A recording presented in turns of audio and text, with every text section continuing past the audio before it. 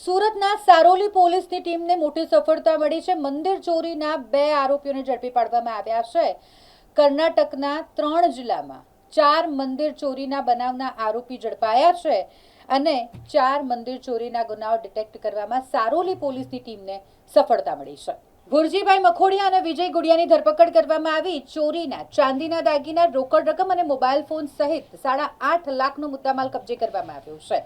કુલ 4 kilo 413 ગ્રામ ચાંદીના દાગીના પોલીસના હાથે લાગ્યા।